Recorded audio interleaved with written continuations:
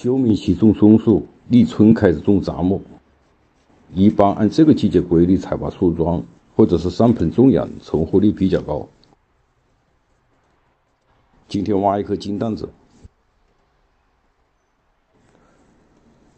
这是一颗种养几年的金蛋子根，从剪下来的一条小根开始培育的，就是高危种养。金蛋子的根生长快，没对它进行调根，这个根长得有点乱。树桩一旦离开土，熟桩也变成了生桩，就像现在这个桩就是一个下山桩。种养前把这些过密的根系剪掉，这些根基本上没用了，多了也影响根与土的接触，根离开土就丧失了吸收能力。重新种养必须经历一段长根或者是恢复吸收能力的过程，成活的时间有多长，因树种和种养的环境而定。其实盆景翻盆与种下山桩的道理是一样的，千万不要拿翻盆作为改善盆景生长的首选，要多在管理上找原因。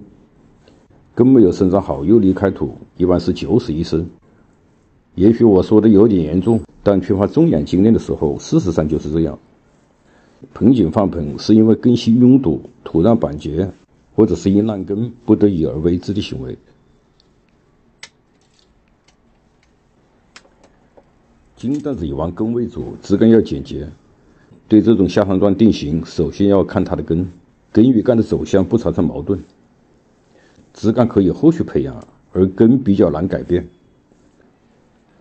按根的生长，这个桩可以玩斜干，也可以玩一个临水，这样玩悬崖更有特色。把这些根按悬崖定型。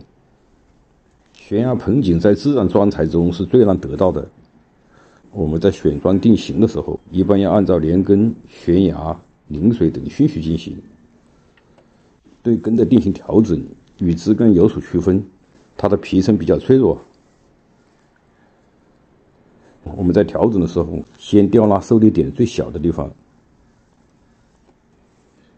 缓一段时间，再选择受力点最大的地方进行吊拉，以此逐步进行，以达到理想的角度。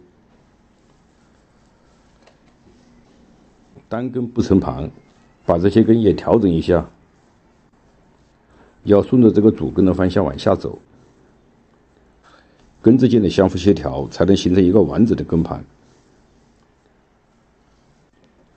上端要收拢，这个地方的开口不能大，要形成一个自然的过渡。根怎么调整，要从4个方向看，根之间的若即若离，才会形成根的灵动之美。像这样的粗根不要留长了，根的长与短都只能靠这些新生的侧根吸收养分。这条根是绕着这个主根行走的，形成了这个背部上的空间。把这条根要养粗，再从这个侧面上养出一条根来是最理想的。上盆感觉下效果，根就提这么高，这样看上去根的丰满度还差了一点。以后前端的粗枝就朝上扬，形定好以后就这样上盆。其实按这种斜干定型也不错，不知朋友们感觉怎么样？买下山桩容易冲动，种不活才是最伤心的。种下山桩不能图省事，也不能想得太复杂，像这种长模保湿是必须做到的。金蛋子下山桩在种养前要泡1晚上。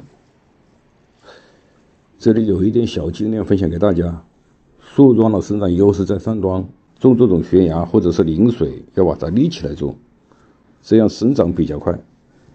用北则在种下山桩，既可以控制根型，又不影响它的生长。好了，关于下山桩的定型种养就聊到这里。